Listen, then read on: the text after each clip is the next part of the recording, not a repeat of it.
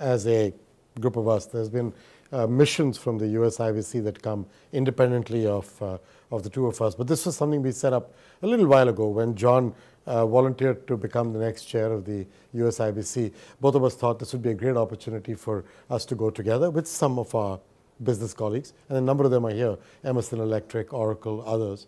And the idea was to be able to address issues together, give him a chance to get his feet right into it, and you will see when you've just been speaking to him, he's right in the middle of it.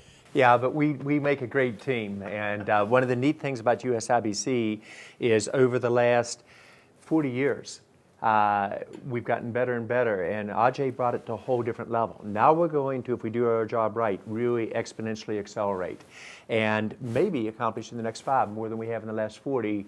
And that's personally our structure, but it's a large part the changes going on in India with digital India, with a new government lead that really gets where this market is going, with a country that maybe for the first time, at least that I've been in business over here for 30-some years, has a chance to not only leapfrog its competitors, it has a chance to move from somebody who was a slow follower to literally a fast, innovative leader.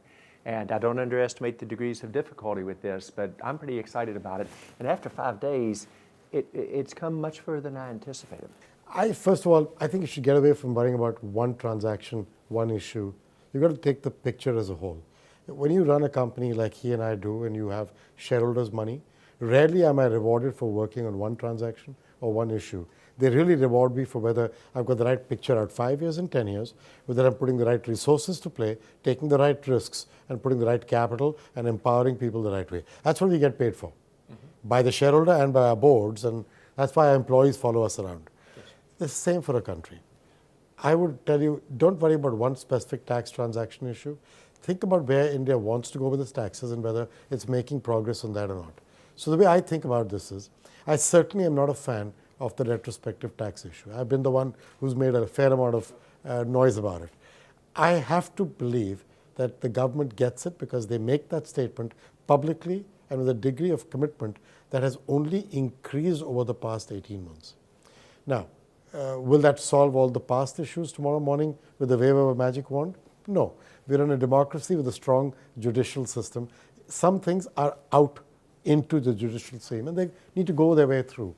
I want to look at what they're doing in total. They're looking and committed to getting GST done. I know it's not easy. I know there are points of view, but on the whole, everybody agrees that one unified tax structure rather than multiplied tax structures that lead to inefficiency and lack of productivity and trucks lined up at octroi gates, everybody agrees that's a real possibility.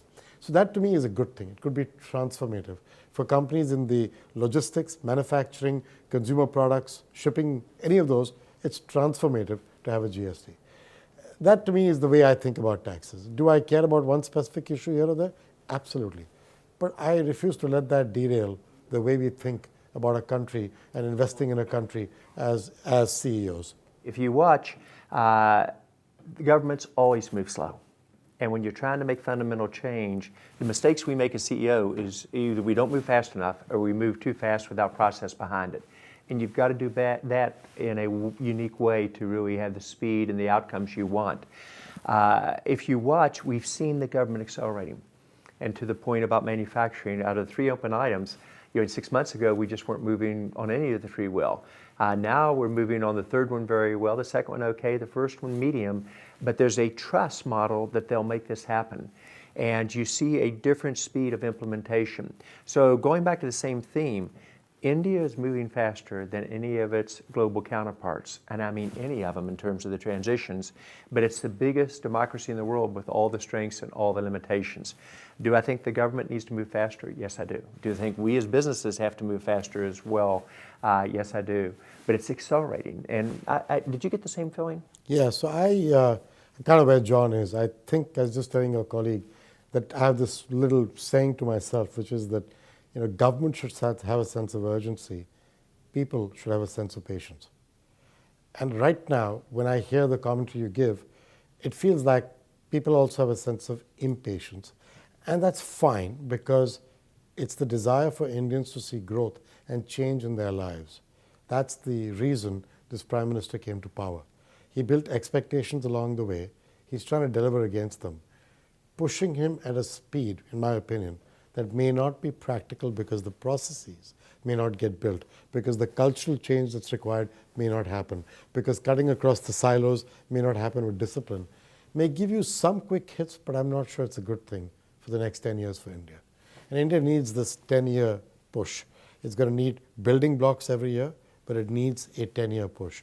And I kind of, it's easy to criticize when you're not running an enterprise of 1.1 billion people.